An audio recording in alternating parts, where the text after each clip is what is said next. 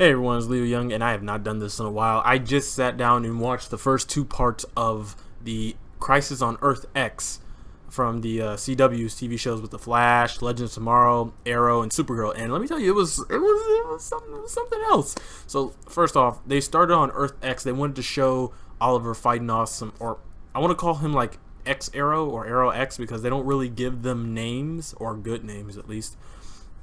So Arrow X starts off, he's fighting like freedom fighters or resistance, and one thing he does is during the fight, he fights a Guardian. He fights Jimmy Olsen from that universe, and it's pretty interesting. Like the way he kills him, Jimmy is definitely more trained how to fight on Earth X than he would be in the other, but it doesn't matter because Oliver kills him.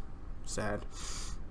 So we switch over to Earth 1 where we see Barry fighting Killer Shark, Arrow fighting ninjas, the Legends doing something. I don't really know what they were fighting. They were fighting knights. And Supergirl kind of dealing with the fact that she's been invited to a wedding and Mon-El is also on the Earth. I stopped watching Supergirl, so from what I keep hearing though, that's not something that was there before, or was, well, whatever. So Kara is actually oddly... She uses Mon-El as a reason to go over to the wedding. Iris and Barry's wedding. I'm sorry, I didn't mention that. This has been the whole shabacle, whole shebang since the beginning of season... No, not since the beginning, but like episode 2 of season 4 of The Flash. Them getting married. So, Kara ends up on Earth 1, and the lads and the lasses are all having talk. Like, the girls are like, oh, why don't you marry Oliver, Felicity? And Barry's like, why don't you marry Felicity, Oliver? And, you know... It's kind of the same thing as, in my opinion. Weren't they already married at some point?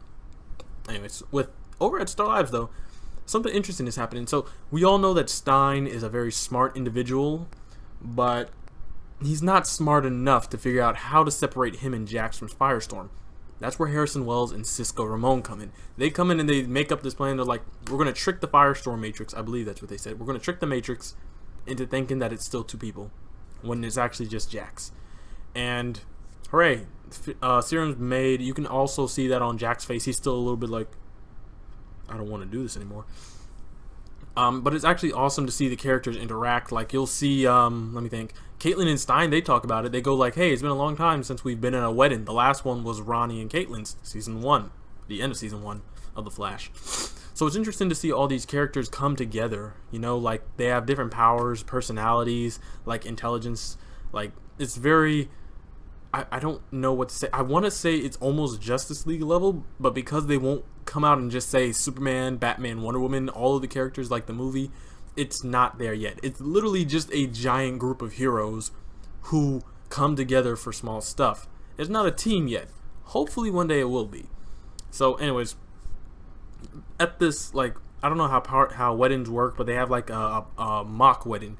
And they're just like, Joe's giving his prenuptials. Is that what it is?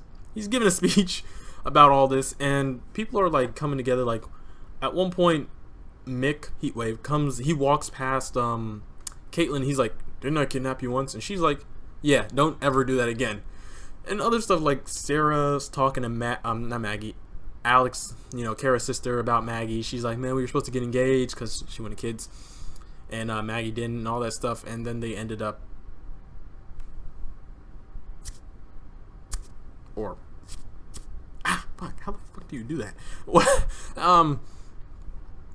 There was also a Spider-Man joke, and I feel like Marvel would sue them, but Marvel's like, hey, we're good. Like, Jax is like, Stein's like, I have a formula that's going to give you powers to stick, adhesive, sling webs, and Jax just straight up goes like, so I'm gonna be Spider-Man. I was like, and he's like, am I gonna have my Spidey senses? I was like, okay, stop it. But yeah, so stuff happens. And at one point, there's a conversation between Felicity and Oliver, and Oliver's finally had it. He's like, I want to marry you. And Felicity just outright blurts it, I don't want to marry you, Oliver. Night ends there. Like, the next day, people wake up. Jax is upset at Stein because Stein's like, yo, let's split. Why do I keep saying Maggie?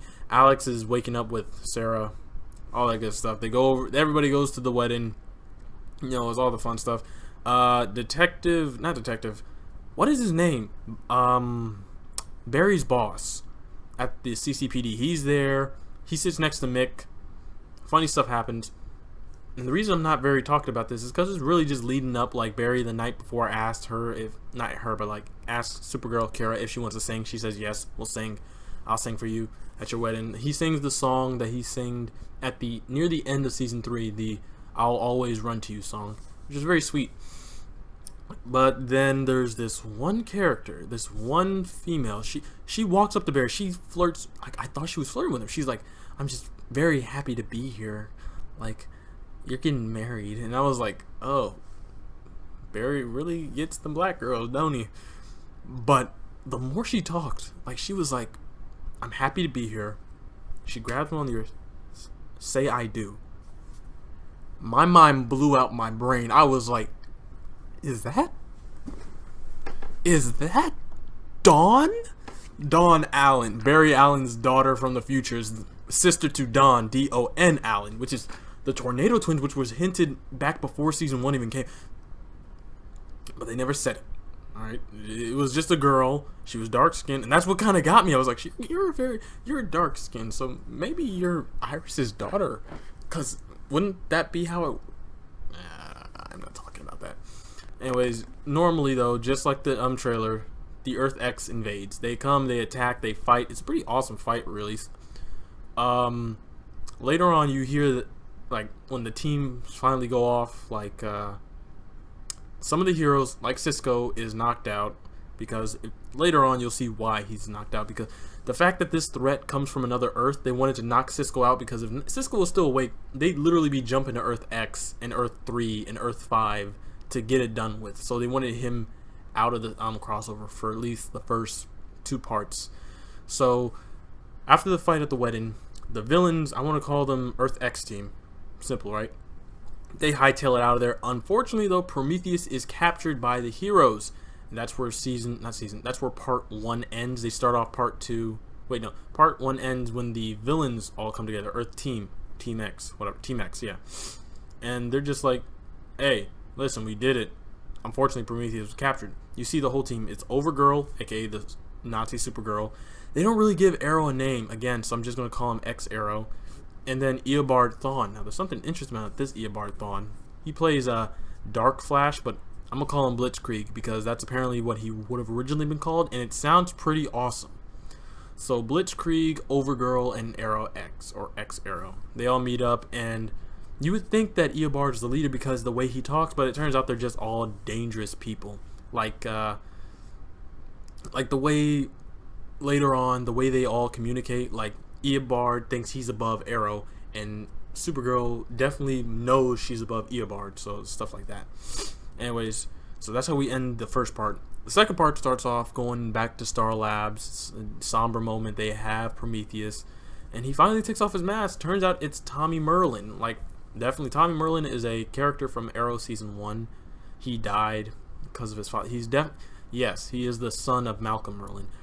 And he and Oliver have like a talk. Like, Oliver's like, "I'll protect you. I'll protect your family. I'll do whatever it takes to save you." And Tommy's like, "Is everyone on this world so weak, so pathetic, insignificant? Your own weaknesses of caring and kindness are just going to drag you down." And I was like, well, actually, I wasn't surprised. I'm on a Discord with those nice boys at Comic Book Cast.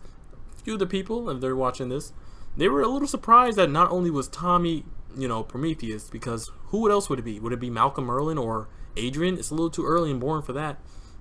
They were surprised that the Nazi Tommy was evil. Again, Nazi. It's a Nazi. He's not going to be nice. He's not going to be a good guy. He's a Nazi for a reason. Even later on, like, there's a scene where Arrow talks. He's like describing the threats that the main Earth has faced. He's like, "How many evils have you defeated?" And that right there was just telling me that Arrow X just straight up said, "We're evil.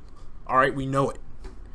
Which was very, I guess, fourth wallsy, breaking, whatever you want to say about it.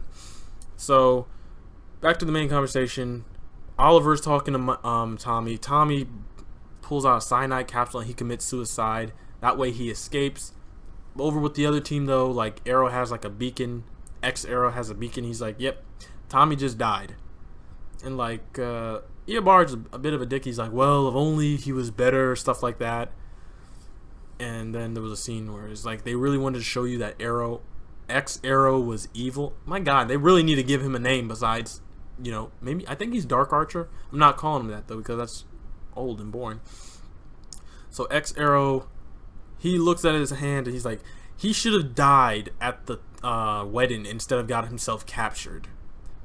Again, they just want you to know that they're evil because Nazis are evil, and you know Nazism unless you're the New York Times.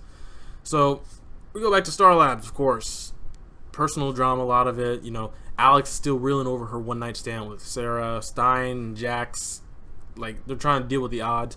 Stein is like, I thought you'd be happy to be broken up with me. We're no longer Firestorm. And Jax is just like, no, you're like the only father I have. You're willing to leave already. And that was kind of a hard stuff. But no matter the side, there's like issues everywhere. So later on, there's a scene where like Arrow and Flash and Supergirl, sorry, I was trying to remember the team, they go and they meet up with the Earth X team. And what we find out is that amazing little fact I mentioned before about Eobard Thawne. Turns out this Eobard Thawne from Earth X is the Eobard Thawne from Season 1's Flash. Somehow he didn't die, but he ended up on another... He's the only reason I kept on watching, because I was so... Like, I'll talk about it later. Anyways, there's also this prism cube thing. I honestly wasn't paying that much attention to that part, because they try to explain the whole we made a new version of Nazism, because later on, like, friggin' Overgirl mentioned something. She's like, Hitler was a weakling. Hitler was weird. He was a child compared to Arrow. And I was like, okay, so Hitler's not the best thing. He started it, but he's definitely not part of it. So, you know, there's all that good stuff. But with the team, they fight. You listen, their songs start mixing. They're fighting. They're trying to get everything together. Not everything, but like they're trying to beat the team. Of course, the villains win. The villains seem to win a lot. Like, the first fight was a stalemate, I guess. But overall, the fights between Team X and the main heroes, Team X comes on top a lot. So, one thing during the fight, though, is I'm very horrified to say this, and I really wish it wasn't true. The whole theme of this crossover seems to finally pop up. X Arrow is married to Overgirl. And like I said, there's an issue going on with the main Supergirl and Arrow, where Felicity doesn't want to marry Arrow or Oliver, and Mon-El is taken, so he can't be with Supergirl. So apparently this whole crossover literally stems from love, and it comes out more as the season, like the episode progresses, because later on, like the last 10 minutes, the main heroes attack what they assume is the Team X base. It's an amazing fight, really. The heroes lose because of a much better upgraded version of Metallo shows up, like full-on metal Metallo, nothing we've ever seen before, because every incarnation of Metallo in live action, he's been half human with a little bit of like cyborg showing off. So the fact that they brought this in, I was really like, that CGI though, he didn't do much, but he definitely knocked out Supergirl. So the heroes attack, they lose. Friggin' Arrow goes over to Star Lab. X Arrow goes over to Star Labs. He beats everyone. He beats Killer Frost. He beats Team Arrow. Basically, what they're really just trying to show you is the heroes probably will not win this fight, because no matter what, like, they have so many upgrades. Like, from what I'm seeing, Overgirl is not really affected by Kryptonite as much as Supergirl. So they have Overgirl and Metallo. Overgirl at herself can just knock out the entire team.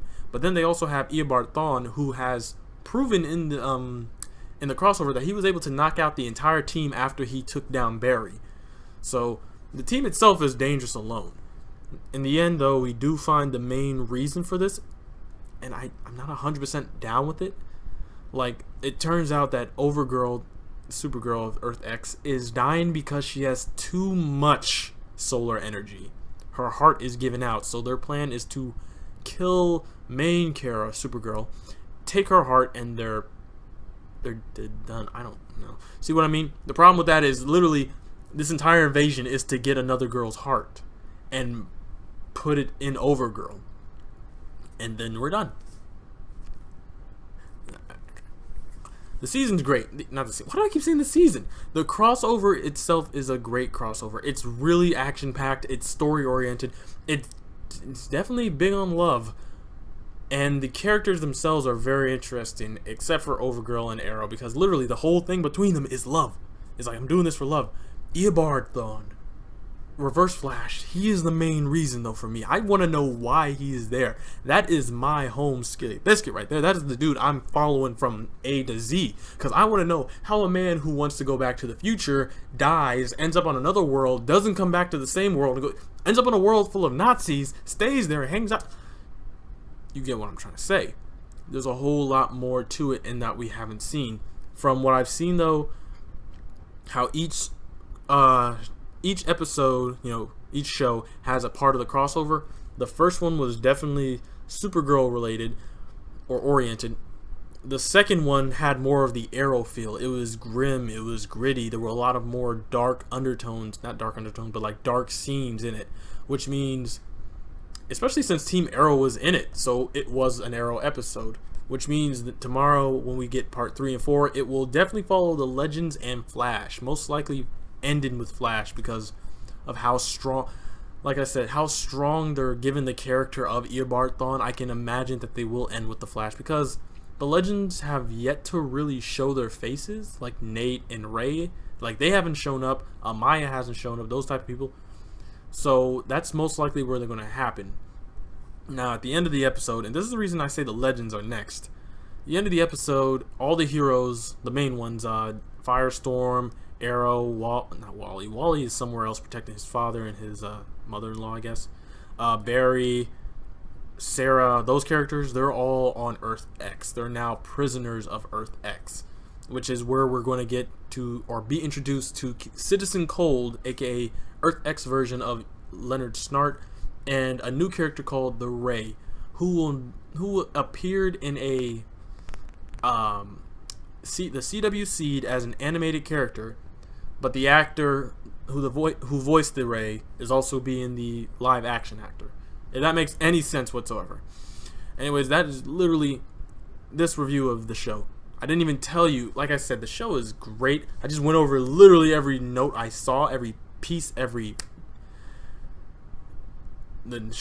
episodes were good. The parts were good. They're building up to something, because again, if that girl, like I said, the waitress was Dawn Allen, the girl who was with Barry, if that was Dawn Allen, there's a lot of shit going on. But again, I'm also a little curious as to how this all affects, I want to say how it affects the Flash, really, because this entire event happened in Central City. So this should at least affect the Thinker and the Mechanist, unless they've already planned for this. And if they have, well, they know that the heroes are going to win. Like, we all know the heroes are going to win, but maybe someone's going to die in the end. Who knows? Anyways, I'm definitely going to be watching seasons. Why do I keep saying seasons? I'm definitely going to be watching part 3 and part 4 tomorrow. If you watch Gifted did not show at all. Or if you wanted to only watch Gifted did not show. They did season 1, episode 1. And if you did like this video, please hit that subscribe button right over there to get access to our notification gong. If this review wasn't your thing, we also do news on entertainment, gaming, media, movies, TV, all the good stuff. So if you want to see some of that, subscribe. But if you want to show support for the channel, like, comment, share with your friends and family. Anyways, I'm Leo Young. I don't know if I said that in the beginning, but I definitely will tell you this time. Hope you guys enjoyed. Hope you had a good Thanksgiving. See you in the next one. Stay impressive.